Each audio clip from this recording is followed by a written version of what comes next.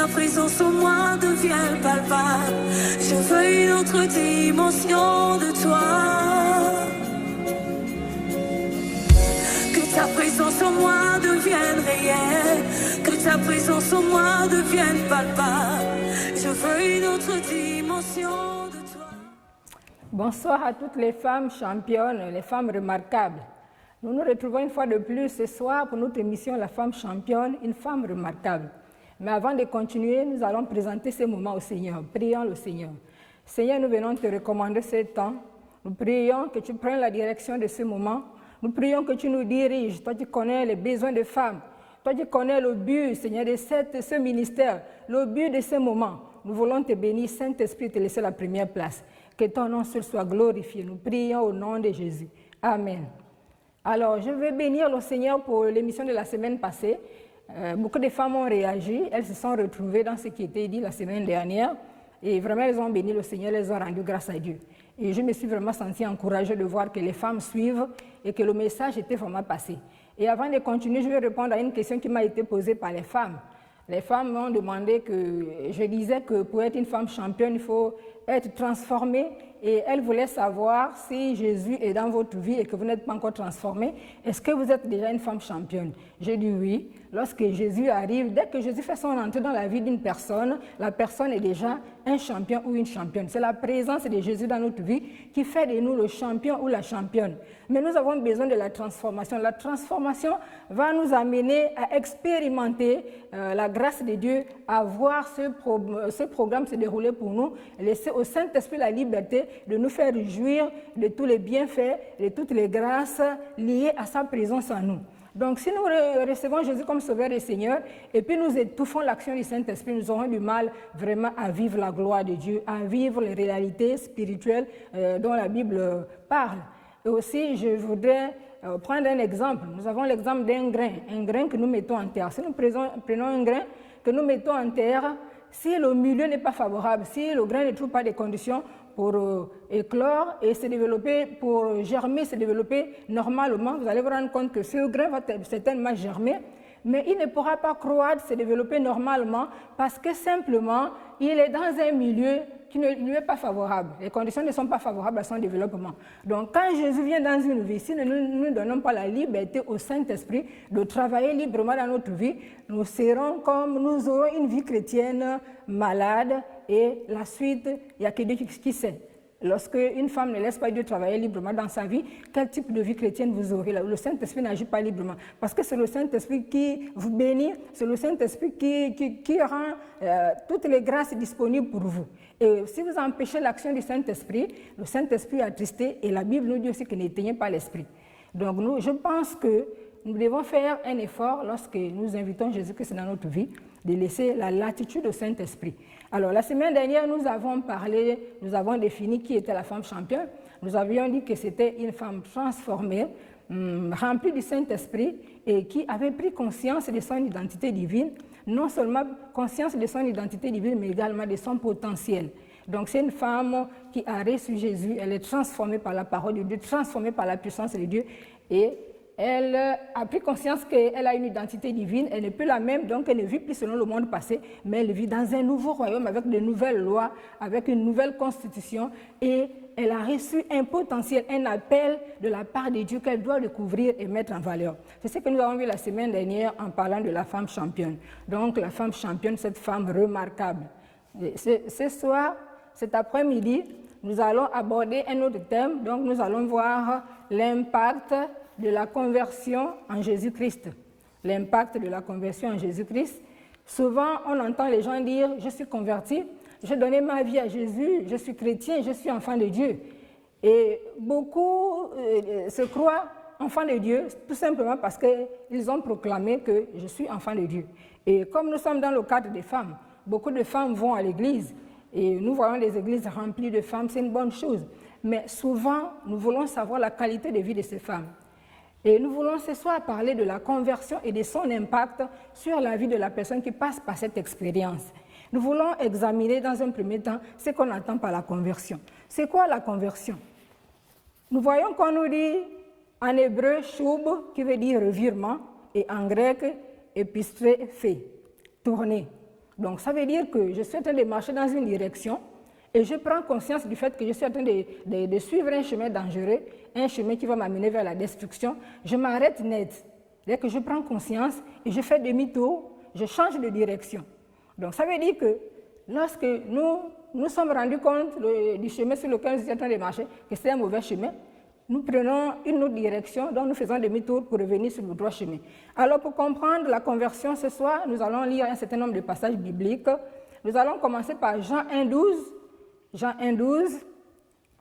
Alors Jean 1,12 nous dit « Mais à tous ceux qui l'ont reçu, à ceux qui croient en son nom, elle a donné le pouvoir de devenir enfants de Dieu, lesquels sont nés, là je vais jusqu'au verset 13, lesquels sont nés non du sang, ni de la volonté de la chair, ni de la volonté de l'homme, mais de Dieu. Mais à tous ceux qui l'ont reçu. » Donc, il y a deux actions ici, recevoir Jésus et croire. Donc, je reçois Jésus et je crois en Dieu, je crois en Jésus, je crois en la parole de Dieu, et Dieu fait de moi un enfant de Dieu. Et il me fait rentrer dans la grande famille chrétienne. On nous dit, mais à tous ceux qui l'ont reçu. Ça veut dire que c'est seulement les personnes qui prennent l'engagement de recevoir Jésus qui sont enfants de Dieu. Or, souvent, les gens nous disent, mais vous embêtez les gens avec vos églises, vous dites que tout le monde ira au ciel parce que Dieu est amour, il est bon, il ne va pas permettre que certains vont à la perdition. Mais c'est une erreur. Nous savons que dans les temps où nous sommes, Dieu est assis sur son trône de grâce. Donc, comme il est assis sur le trône de grâce, le salut est encore possible. Mais il va arriver un moment où il sera assis sur le trône de jugement, où le salut ne sera plus possible. Donc, ceux qui se consolent, qui pensent que comme Dieu est amour, il est bon, il ne pourra condamner personne, se trompent. Parce que Dieu n'est pas seulement amour, il est aussi juste. Il est saint et il est juste. Donc, c'est tous ceux-là qui ouvrent leur cœur à Jésus, qui le reçoivent comme Sauveur et Seigneur, qui deviennent enfants de Dieu. Ce n'est pas tous qui se disent enfants de Dieu qui sont enfants de Dieu. Nous sommes tous des créatures de Dieu, mais qui est enfant de Dieu? Celui-là qui prend l'engagement d'ouvrir son cœur à Jésus, de le recevoir comme Sauveur et Seigneur. Nous allons aussi lire dans Apocalypse 3,20. Apocalypse 3,20 nous dit « Voici, je me tiens à la porte et je frappe. Si quelqu'un entend ma voix et ouvre la porte, j'entrerai chez lui. Je souperai avec lui et lui avec moi. » Donc Jésus frappe à la porte du cœur. Ça veut dire que quand quelqu'un entend l'évangile, la prédication de l'évangile, soit l'évangile passe à la télé, soit l'évangile passe sur le net, soit vous lisez une brochure, ou bien vous lisez la Bible, dès que vous écoutez la parole de Dieu, Dieu est en train de cogner à la porte de votre cœur. Parce que la parole de Dieu vous montre votre vie telle qu'elle est. Votre vie se présente devant la parole de Dieu, vous êtes nus, vous savez que soit vous êtes sauvés, soit vous êtes perdus. C'est clair. Donc les œuvres, si c'est les œuvres des ténèbres ou bien les œuvres mauvaises, quand la parole de Dieu est prêchée, ça défile, le film de votre vie défile comme ça. Donc vous prenez conscience, soit vous êtes perdus, soit vous êtes sauvés. C'est clair, c'est net. Donc quand vous entendez la prédication de la parole de Dieu, ça veut dire que Jésus cogne à la porte de votre cœur. Et si vous ouvrez la porte, Jésus dit, si tu ouvres la porte, Jésus rentre dans ta vie et il reste avec toi. Voilà qui est sauvé. On commence par la repentance. On prend conscience que je suis perdu loin. Dans mon état, je suis loin de Dieu, je ne connais pas Dieu. Dans ma façon de vivre, dans ma façon d'agir, je suis perdu, je suis dans la méchanceté, je suis dans mes drogues, je suis dans mon adultère, je suis dans mon ivrognerie, je suis dans mon braquage, je suis dans mon vol, je suis dans tout ce qui ne glorifie pas le Seigneur. Et quand la parole de Dieu passe, notre vie, la parole de Dieu juge notre vie. Donc ça, c'est comme un miroir qui vous montre qui vous êtes en réalité. Et la personne qui prend conscience que Dieu est en train de me parler doit s'arrêter.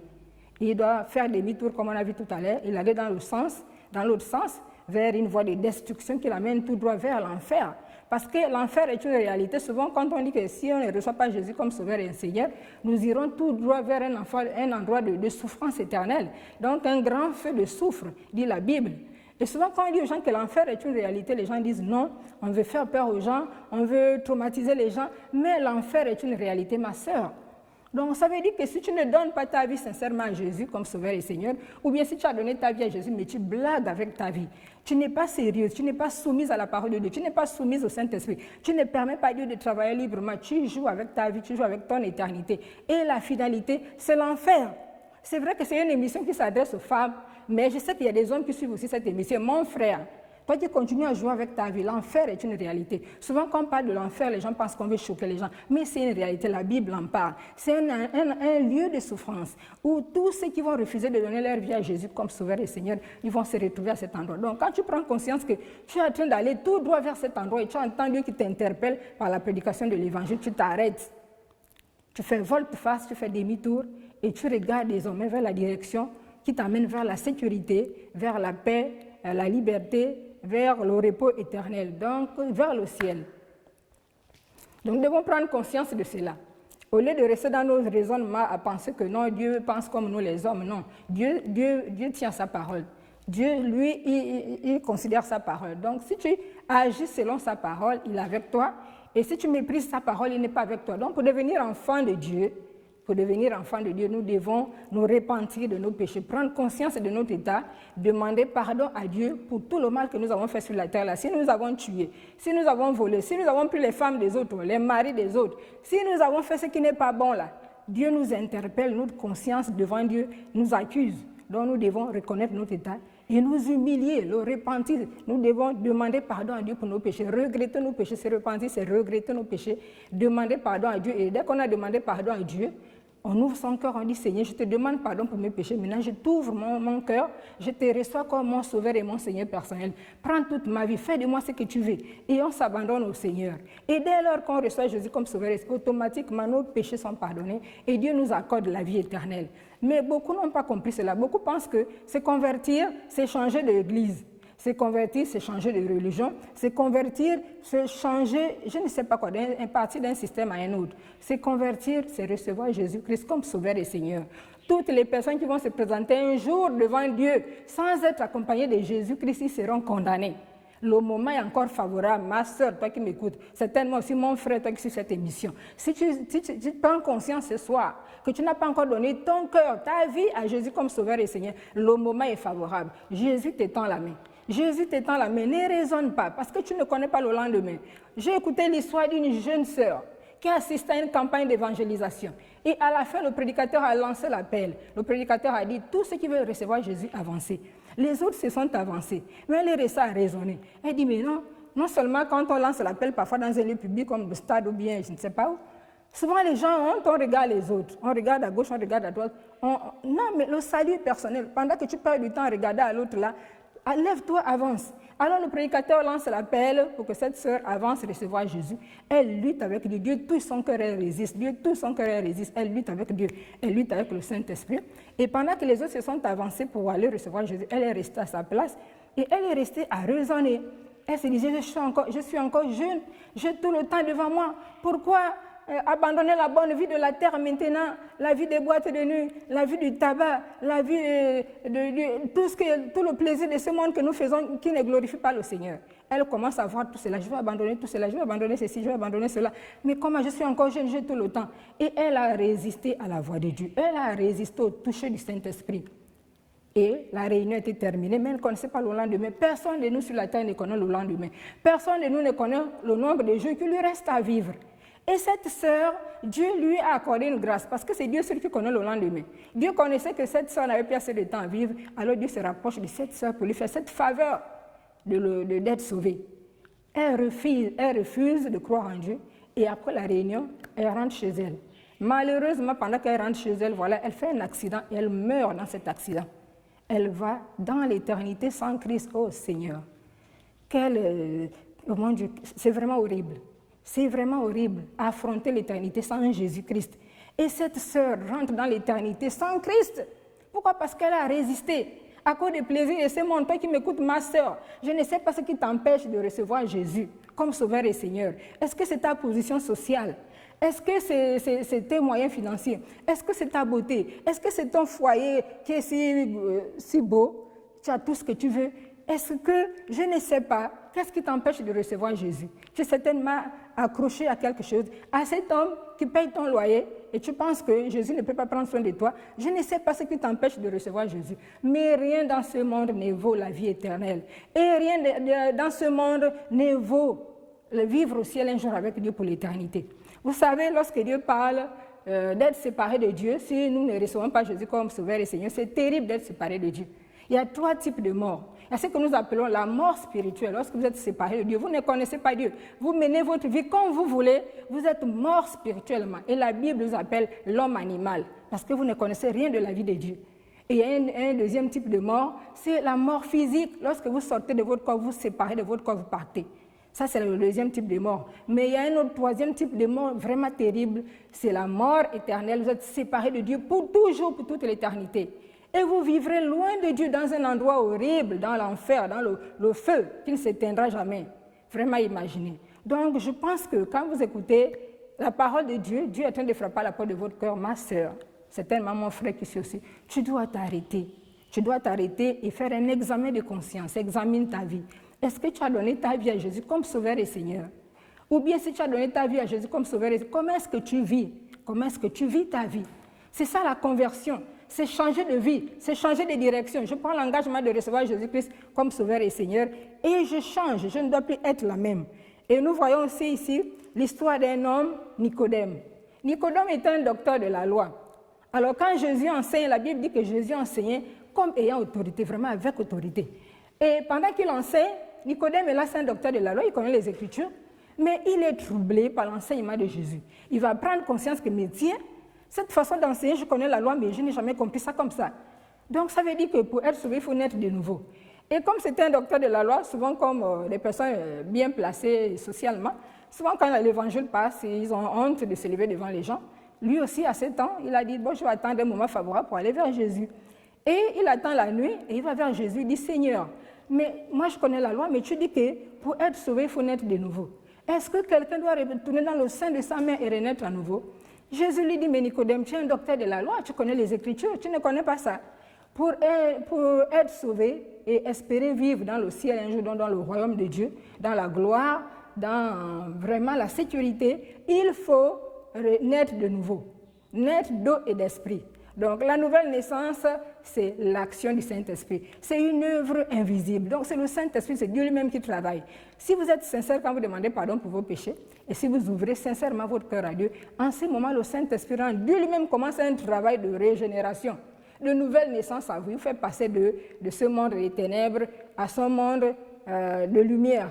Donc il vous transporte du royaume des ténèbres au royaume de lumière. Donc vous changez complètement de camp. C'est pourquoi, vous voyez souvent on dit, si quelqu'un reçoit Jésus, il doit aussi être baptisé. Pourquoi? Parce que le baptême, en fait, nous donne une réalité vraiment claire. Donc le baptême, c'est quoi? Lorsqu'on vous plonge avec Jésus, ça veut dire que vous êtes mort avec Jésus, crucifié, mort avec Jésus. Et quand on vous relève, ça veut dire que vous revenez pour vivre en nouveauté de vie, une nouvelle vie. Conduite par la parole de Dieu, une nouvelle vie conduite par le Saint-Esprit. Vous ne pouvez plus repartir dans votre ancienne manière de vivre, faire comme vous voulez. C'est ça la conversion. La nouvelle naissance, c'est naître de nouveau, c'est naître d'eau et d'esprit, naître dans le royaume des cieux. C'est pourquoi on voyait Jean 1,13, il dit, ce n'est ni de la volonté de la chair, ni de la volonté de l'homme, ni de la volonté du sang, mais de Dieu. C'est Dieu qui nous accorde la nouvelle naissance. La nouvelle naissance, c'est un miracle. On ne peut pas bricoler. Quand Dieu voit que vous êtes sincère, il vous accorde cette grâce. C'est un miracle, la nouvelle naissance. Ce n'est pas une œuvre humaine où je me lève un bon matin puis je dis, bon, je vais devenir chrétien. Mais si Dieu voit que je suis sincère, j'ai pris conscience de mon état, de ma situation, je me repens sincèrement et je demande à Dieu de venir dans mon cœur, il m'accorde cette grâce. Il me régénère, il me donne la vie éternelle, il pardonne mes péchés. Et désormais, je suis enfant de Dieu. Et il me fait rentrer dans une grande famille, une nouvelle famille, la famille chrétienne. Une famille glorieuse, une famille puissante, une famille merveilleuse. Et cette famille, quel que soit l'endroit où vous êtes sur la terre, vous retrouvez cette famille. Si vous êtes en France, vous retrouvez cette famille. Vous êtes au Sénégal, vous retrouvez cette famille. Vous êtes au Gabon, ici chez nous, vous retrouvez cette famille. Vous êtes au Canada, vous retrouvez cette famille. Vous êtes aux États-Unis, au Maroc, partout dans le monde, vous retrouvez cette famille. Quand vous arrivez, il suffit de vous présenter que je suis un enfant de Dieu. Et puis, on dit, en tout cas, on signale que non, il y a une église là. Et automatiquement, cette grande famille vous reçoit. C'est merveilleux d'avoir une famille formidable comme le corps de Christ. C'est une grande famille, partout où vous êtes, vous la retrouvez. Et c'est une famille pleine d'amour, pleine de compassion, pleine de bienveillance, pleine de bienveillance. Vraiment, c'est une famille formidable. Quand vous faites partie de cette famille, vous ne pouvez pas le regretter. Vraiment, vous ne pouvez pas. Vous avez la meilleure famille qui existe sur la terre. Vraiment la meilleure famille qui existe sur la terre. Donc voilà un peu la conversion. Se convertir, c'est regretter ses péchés, prendre conscience de son état de perdition, qu'on est loin de Dieu et qu'on est engagé sur un chemin de destruction. Et ensuite, faire demi-tour, se tourner vers le Christ, recevoir Jésus, demander pardon pour ses péchés, demander à Jésus de venir dans son cœur et Jésus fait de vous son enfant. Donc, ce n'est pas parce que vous êtes sur la terre, Dieu vous a créé que vous êtes enfant de Dieu. On devient enfant de Dieu quand on donne sa vie à Jésus. Le reste qui ne donne pas sa vie à Jésus, vous êtes des créatures de Dieu, mais vous n'êtes pas des enfants de Dieu. Nous allons voir, alors on vient d'expliquer la conversion. C'est quoi la conversion? Et nous allons voir la deuxième partie, l'impact de la conversion en Jésus-Christ. Nous allons voir l'impact sur la vie de la personne qui prend cette décision. Quel est l'impact? Quels sont les résultats? Quels sont les bénéfices? Quand quelqu'un prend la décision de recevoir Jésus comme sauveur, qu'est-ce qui se passe par la suite? Est-ce que cette personne demeure la même? Qu'est-ce qui se passe? C'est ce que nous allons voir. Donc notre deuxième point, c'est l'impact de la conversion en Jésus-Christ. Et nous allons commencer par voir l'impact de la conversion en Jésus-Christ. Ce que nous allons voir, c'est premièrement la transformation. Donc nous allons voir la transformation. Le premier impact dans la vie de la personne qui a pris l'engagement de recevoir Jésus comme Sauveur et Seigneur, c'est la transformation. Donc la personne ne reste plus la même. La personne ne reste plus la même dès lors que Jésus vient habiter dans votre cœur, dans votre vie. Je dis, si vous laissez au Saint-Esprit la liberté de travailler, il commence à transformer, à régénérer, donc vraiment à organiser merveilleusement votre vie. Donc il commence un travail de nettoyage. Il commence à nettoyer tout le désordre que le péché a laissé, tout le désordre que le mal a laissé. Il commence à vous nettoyer, il commence à construire. C'est pourquoi la Bible nous dit que lorsqu'on devient chrétien, nous sommes le temple du Saint-Esprit. Le Saint-Esprit habite en vous. Et puisque le Saint-Esprit habite en vous, vous ne pouvez plus le garder dans la saleté, dans le désordre. Vous devez faire en sorte que votre espace soit propre. Je vous prends un exemple. Dans ce monde, si on vous dit que le chef d'État, le chef de votre État, votre président, vous rendra visite dans 2 jours, qu'est-ce que vous allez faire? Vous allez vraiment faire un grand ménage, vous allez nettoyer la maison, vraiment nettoyer, décorer, embellir. Et certainement, si vous avez un peu plus de moyens, vous allez préparer un bon repas. Parce que qui vous rend visite, c'est le chef de l'État. Ah, c'est une grâce, le chef de l'État qui vient chez vous. Mais voyez-vous, Dieu est plus grand qu'un chef d'État. Dieu quitte le ciel, venir habiter dans ton cœur, dans ta maison. Quelle merveille, c'est tout le royaume de ceux qui descend en toi, qui vient vivre avec toute la puissance, tout le pouvoir, toute la grâce, toutes les bénédictions. Et toi, tu reçois Dieu dans une maison sale. Donc, normalement, quand tu as donné ta vie à Jésus, tu dois laisser au Saint-Esprit le soin de nettoyer ta maison. Donc, la transformation va commencer à opérer, la transformation dans ta vie. C'est pourquoi nous allons lire 2 Corinthiens 5, le verset 17. 2 Corinthiens 5, 17 nous dit « Si quelqu'un est en Christ, il est une nouvelle créature, les choses anciennes sont passées, voici toutes choses sont devenues nouvelles. » Si quelqu'un est en Christ, il est une nouvelle créature, les choses anciennes sont passées, toutes choses sont devenues nouvelles. Tu es devenu une nouvelle créature. Tu n'as plus rien à voir avec ta vie du passé, avec ton royaume du passé. Tu pars du royaume des ténèbres qui fonctionnait d'une certaine manière vers le royaume des cieux, un royaume glorieux qui fonctionne aussi d'une certaine manière, qui a sa constitution. Comme nous avons la constitution au Gabon, on ne peut pas faire n'importe quoi, sinon nous aurons affaire à la loi. Aussi, lorsqu'on se convertit, on rentre dans le royaume des cieux, il y a une constitution et c'est la parole de Dieu. Donc la parole de Dieu, la Bible, c'est la constitution du royaume des cieux. Et dès lors qu'on donne sa vie à Jésus comme sauveur et Seigneur, nous devons vivre selon cette constitution. Désormais, notre vie doit être réglée, notre vie doit être influencée, dirigée par la parole de Dieu. Donc nous sommes une nouvelle créature. Les choses anciennes sont passées. Toute chose est devenue nouvelle. Donc quand la présence de Dieu n'est pas manifeste dans votre vie, vous continuez à demeurer dans votre ancien état. Donc, il y a des chrétiens qui acceptent de donner leur vie à Jésus comme sauveur et Seigneur, mais qui continuent à diriger parfois leur vie. Quand ils veulent obéir, ils obéissent. Quand ils ne veulent pas obéir, ils n'obéissent pas. Donc si vous ne laissez pas la présence de Dieu travailler librement dans votre vie, vous allez vous rendre compte que votre ancien état est toujours là. Or, Dieu veut vous amener à ressembler à Christ. Pour que vous ressembliez à Christ, il faut dire que le Saint-Esprit fasse librement son travail. Donc nous ne devons plus vivre selon la chair, mais selon l'Esprit de Dieu. Nous ne devons plus faire les choses comme ce monde fait, notre façon de parler, notre façon de réagir, notre façon de décider, comme le monde, parce que nous avons changé de royaume. Mais nous devons vivre selon l'Esprit de Dieu. Nos opinions, nos intérêts, nos passions, notre manière d'agir, tout doit être transformé, calqué sur la parole de Dieu. Donc le Saint-Esprit doit vraiment tout renouveler à nous. Et la vie de Dieu est si grande que nous n'avons pas de raison de refuser de vivre selon Dieu. Nous devons vivre selon Dieu et laisser Dieu transformer entièrement tous les aspects de notre vie. Souvent, nous entendons des gens qui se disent chrétiens, mais quand vous voyez leur comportement, ce n'est pas à l'église qu'on vient vivre la vie chrétienne. À l'église, tout le monde est chrétien. C'est dans votre maison que vous vivez la vie chrétienne, au quartier, à vos lieux de travail. Souvent, dans certaines églises, quand on veut baptiser une femme ou bien un homme, on appelle, on demande le témoignage de son mari. On demande la vie de son mari. Est-ce que votre femme est transformée? Est-ce que votre mari est transformé? Est-ce qu'il peut passer par les autres baptêmes? C'est vrai que dans l'ancien temps, lorsque quelqu'un se convertissait aussitôt, on le plongeait et passait par les autres baptêmes. Mais on s'est rendu compte avec le temps que les églises étaient remplies de personnes qui ne connaissaient pas le Seigneur. Donc on a mis en place un certain suivi. Quand tu deviens chrétien, on te suit. Le suivi est très important. Un enfant qui n'a pas de parents spirituels, c'est un enfant, un chrétien qui est appelé à mal grandir. Il n'aura pas une bonne vie spirituelle. C'est pourquoi les parents spirituels sont importants. Même nous, au niveau où nous sommes, nous prêchons déjà l'évangile, mais nous avons des parents spirituels, des gens qui veillent sur nous, les gens qui observent comment nous faisons, ce que nous disons et qui corrigent. Le parent spirituel, le suivi est très important. Donc on demande souvent, les gens qui suivent la personne demandent la vie du mari ou de la femme. Est-ce que votre femme peut passer par les autres baptêmes? Si le mari donne son avis, on fait passer la femme par les autres baptêmes parce que c'est celui qui vit avec cette femme ou c'est elle qui vit avec cet homme. Et lorsqu'on voit Proverbe 31, cette femme-là, c'est une femme formidable, c'est une femme transformée, pleine de grâce. C'est le portrait de la femme israélite. Donc on voit qu'elle a un bon témoignage. Son mari honoré aux portes. Et qui rend témoignage de cette femme, c'est d'abord son mari. Son mari s'élève et lui donne des louanges. Ses enfants lui donnent des louanges. Son mari et ses enfants disent que plusieurs femmes ont une conduite vertueuse, mais tu les surpasses. Pourquoi? Parce qu'ils ont observé. Mais beaucoup de femmes, elles sont chrétiennes à l'église. Quand elles arrivent à la maison, c'est les injures à l'endroit du mari, c'est les injures à l'endroit des enfants. Les maisons sont dans le désordre, le repas n'est pas fait à temps. On trouve des raisons que non, parce que je vais à l'église. Mais l'église n'est pas un lieu de désordre. L'église est là pour nous ordonner, l'église est là pour nous laver, nous montrer, faire de nous donner une bonne vie. Donc, certains maris, certaines femmes qui ont même les maris inconvertis, endurcissent les cœurs de leur mari parce que lorsqu'elles deviennent chrétiennes, au lieu de montrer la transformation, mais à la maison, c'est encore l'orgueil, c'est encore la paresse, c'est la négligence, c'est l'insoumission. On manque de respect au mari, on manque de respect aux enfants et on espère que cet homme viendra à Christ. Ce n'est pas possible. Nous devons faire un travail. C'est vrai que Dieu n'est pas limité. Il peut toujours toucher son cœur. Mais nous, quand on devient chrétien, on doit être la lumière qui éclaire les autres, le sel qui donne le goût, l'envie de vivre.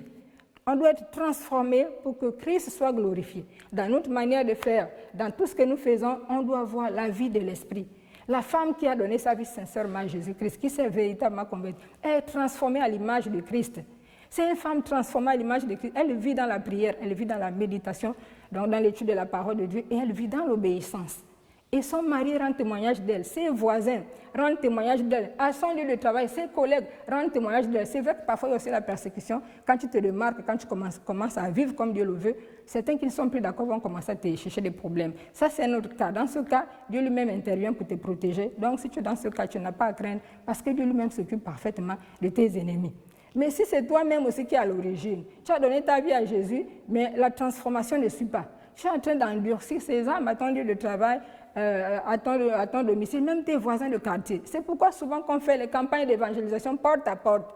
Certaines mamans fuient, certaines personnes fuient, ne viennent pas parce qu'ils sont en conflit avec les voisins.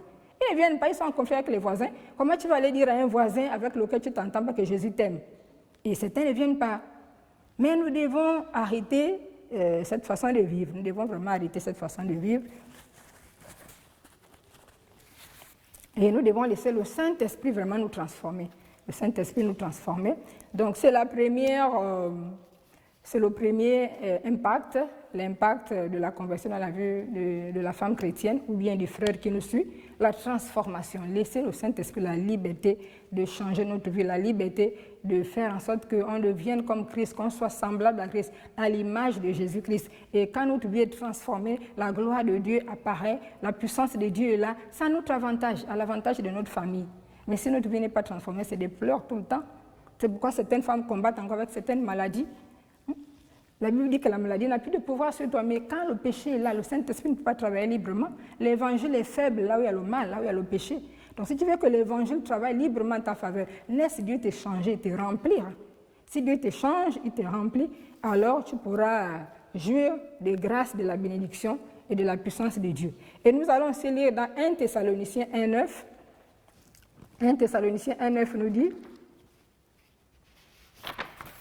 Donc nous lisons dans 1 Thessaloniciens 1,9. 1 Thessaloniciens 1,9. Lisons dans 1 Thessaloniciens 9. Donc, en fait, je vais donner la pensée. C'est ce passage où on nous dit que les Thessaloniciens ont abandonné les idoles pour servir le Dieu vivant. Donc, les Thessaloniciens ont abandonné les idoles pour servir le Dieu vivant. Ils se sont vraiment levés et ils ont décidé d'abandonner les idoles pour servir le Dieu vivant. Donc, 1 Thessaloniciens 1:9, ils ont abandonné les idoles pour servir le Dieu vivant. L'église des Thessaloniques était composée vraiment de chrétiens qui aimaient le Seigneur. Et donc, ils aimaient Dieu et quand ils se sont donnés à Jésus, ils ont abandonné les idoles pour servir le Dieu vivant. Et c'est vraiment un exemple. Quand on devient chrétien, on doit abandonner les idoles. Abandonnons nos idoles. Qu'est-ce qui est idole dans notre vie? Est-ce que c'est des dieux que nous adorons? Est-ce que c'est quelque chose que nous aimons bien, nous aimons plus que Dieu? Quelque chose qui nous tient à cœur et que Dieu demande peut-être depuis longtemps, mais tu refuses, tu luttes avec Dieu. Cette chose que nous aimons bien, que nous chérissons et que nous ne voulons pas abandonner, ça peut être une idole. Lorsqu'on voit les Grecs, ils avaient des idoles, des dieux, et c'était des idoles, mais quand les gens se convertissaient sincèrement, ils abandonnaient ces idoles. Donc nous devons abandonner tout ce qui est idole, tout ce qui ne glorifie pas Jésus-Christ comme Sauveur et Seigneur. Et le dernier point que nous voulons voir pour terminer, donc le dernier impact dans la vie du chrétien, c'est la plénitude du Saint-Esprit. Donc, quand nous nous convertissons, nous devons permettre au Saint-Esprit de nous remplir. Le deuxième impact, c'est la plénitude du Saint-Esprit. Quand nous donnons notre vie à Jésus comme Sauveur et Seigneur, nous devons permettre au Saint-Esprit de nous remplir. Et pour cela, nous allons lire Éphésiens 5:18. Éphésiens 5:18 dit « Ne vous enivrez pas de vin, c'est de la débauche, soyez au contraire remplis de l'Esprit. » Donc, ne pas nous enivrer de vin, c'est de la débauche. Mais nous devons être remplis de l'Esprit. Donc, nous débarrasser de tout ce qui ne glorifie pas le Seigneur, tout ce que le Saint-Esprit pointe du doigt. Nous devons nous débarrasser de cela et nous devons laisser le Saint-Esprit nous remplir. Quand le Saint-Esprit nous demande un aspect de notre vie, c'est pour notre bien. Il veut le tailler, il veut l'émonder pour notre bien. Voilà, l'abus du vin mène au désordre. Mais lorsque le chrétien laisse le Saint-Esprit le remplir, il connaît une vie abondante. Donc le Saint-Esprit vient accorder la vie abondante dans la vie du chrétien. Et la marche sous la conduite du Saint-Esprit aussi nous amène dans la puissance. Lorsqu'une femme chrétienne est remplie du Saint-Esprit, alors la puissance de Dieu est là, la gloire de Dieu est là, la marche par le Saint-Esprit nous accorde une vie abondante, la marche par le Saint-Esprit nous mène dans la puissance. Nous allons voir dans l'Église ou dans le monde, prenez l'exemple du monde, nous avons 3 types de personnes. Il y a la personne qui ne connaît pas Jésus-Christ comme Sauveur et Seigneur. Comme je le disais déjà, que la Bible appelle l'homme animal, il vit comme il veut. Il n'a rien à voir avec Dieu, il ne craint pas Dieu, il prend ses décisions, il gère sa vie comme il veut. Le deuxième type de personne que nous voyons, c'est le chrétien charnel. Le chrétien charnel, il est assis sur le trône de sa vie, il dirige sa vie comme il veut parfois. Quand il veut obéir à Dieu, il obéit. Quand il ne veut pas obéir à Dieu, il n'obéit pas. Donc il fait ce qu'il veut et il vit dans la frustration, dans la désobéissance. Il ignore même son héritage. Il manque d'amour. Ça, c'est le chrétien charnel. Et nous avons un troisième type de personne qui est le chrétien rempli du Saint-Esprit, donc le chrétien spirituel rempli du Saint-Esprit. Il est dirigé par le Saint-Esprit, sa vie est transformée, il a la paix, la joie, il a l'équilibre, et quand il prie, sa prière est efficace. Donc c'est le chrétien rempli du Saint-Esprit. Nous devons laisser le Saint-Esprit s'occuper de nous après la conversion. Il nous amène dans la transformation, et ensuite il doit remplir notre vie. Nous ne devons plus marcher selon nos désirs, selon ce que nous voulons, nos capacités, mais nous devons laisser le Saint-Esprit nous conduire. Le Saint-Esprit prend la direction de nos vies et nous dirige. Pour cela, par rapport aux 3 types de personnes que nous venons de voir, la personne qui n'a pas encore reçu Jésus comme Sauveur et Seigneur, c'est une personne qui ne connaît pas Dieu et une personne morte spirituellement. Et dans l'Église, il y a 2 types de chrétiens. Il y a le chrétien charnel qui dirige sa vie quand il veut, qui se soumet à Dieu quand il veut, et il y a le chrétien spirituel, ma sœur. Si tu veux être une femme championne, une femme habitée par la victoire de Christ, une femme qui manifeste la victoire de Christ, la gloire de Christ, une femme remarquable, tu dois être cette 3e catégorie, la femme dirigée par l'Esprit, remplie du Saint-Esprit, dirigée par l'Esprit. Parce que tu ne peux pas aller vers la conquête des nations si ta vie n'est pas transformée et remplie du Saint-Esprit. Si tu veux te démarquer et aller vers la conquête des nations, tu as besoin de cette conversion authentique. recevoir Jésus comme Sauveur et Seigneur, permettre à Dieu de transformer ta vie, permettre à Dieu de remplir ta vie et tu verras la gloire de Dieu. Tu vas de gloire en gloire, tu vas de victoire en victoire. La puissance de Dieu sature ta vie. Quand tu imposes les mains aux malades, les malades guérissent. Oh, alléluia. Vraiment formidable de marcher par l'Esprit. Donc ce soir, nous voulons conclure. Nous avons vu l'impact de la conversion en Jésus-Christ. Se convertir, c'est ouvrir son cœur et recevoir Jésus après avoir regretté ses péchés. Et ensuite, nous devons permettre à Dieu, au Saint-Esprit, de travailler, de nous changer, parce que nous ne sommes plus dans le vieux royaume, nous sommes dans un nouveau royaume qui a de nouvelles lois, et nous devons accepter que le Saint-Esprit nous conduit selon la parole de Dieu, et ensuite, nous accepter la plénitude du Saint-Esprit, n'est pas nous enivrer de vin, c'est de la boue de bauche, mais chaque jour, rechercher ce qui nous rapproche de Dieu, rechercher ce qui forme en nous l'image de Christ, ce qui forme en nous la vie de l'Esprit, ce qui favorise la puissance, l'onction, la gloire de Dieu dans notre vie. Ce soir, je vais lancer un appel. Toi qui as entendu la parole ce soir, tu ne connais pas encore Jésus comme Sauveur et Seigneur. Que tu sois une femme ou que tu sois ce frère, cet homme qui nous écoute, tu veux recevoir Jésus ce soir. Je vais prier avec toi. Tu répètes simplement après moi. Seigneur Jésus, j'ai entendu ta parole ce soir et j'ai pris conscience de mon état, que je suis perdu, loin de toi, égaré, et que si je persiste dans cet état, c'est l'enfer, et que l'enfer est une réalité. Je te demande pardon pour mes péchés. Je t'ouvre mon cœur, je te reçois. Saint-Esprit, garde-moi.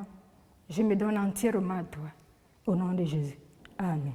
Seigneur, je te recommande toutes ces personnes qui viennent de faire cette prière. Je prie que tu les protèges, Seigneur, que tu les sécurises, que tu protèges cet engagement, que tu les orientes, que tu les enseignes, Seigneur, que tu les conduises vers les églises qui peuvent mieux les suivre. Je te bénis, Père, au nom de Jésus. Je vais terminer en priant pour une catégorie de personnes, des femmes qui ont donné leur vie à Jésus comme Sauveur et Seigneur, mais dont les vies ne sont pas transformées et elles ne sont pas remplies du Saint-Esprit. Elles dirigent parfois leur vie elles-mêmes et elles vivent dans une certaine frustration. Donc je me prier avec ces femmes qui reconnaissent qu'elles ne sont pas transformées. Elles se débattent avec certaines situations et l'image de Christ n'est pas vraiment en elles. Donc vous allez répéter après moi.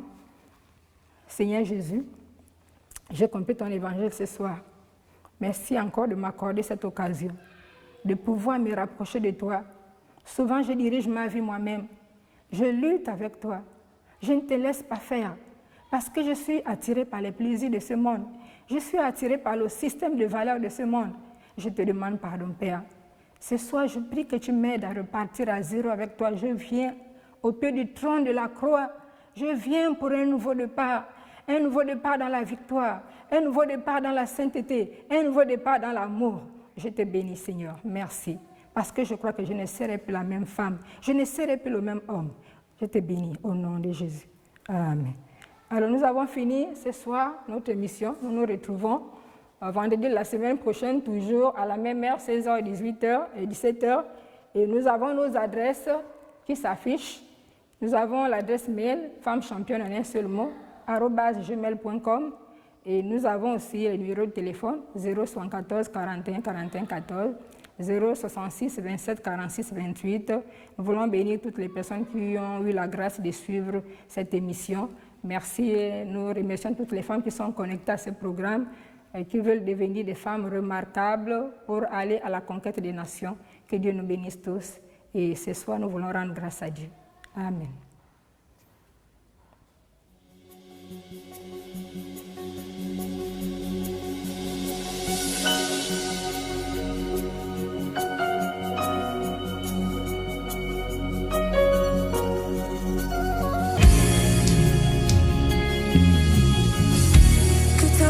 En moi devienne réelle, que ta présence en moi devienne palpable. Je veux une autre dimension de toi. Que ta présence en moi devienne réelle, que ta présence en moi devienne palpable. Je veux une autre dimension de toi.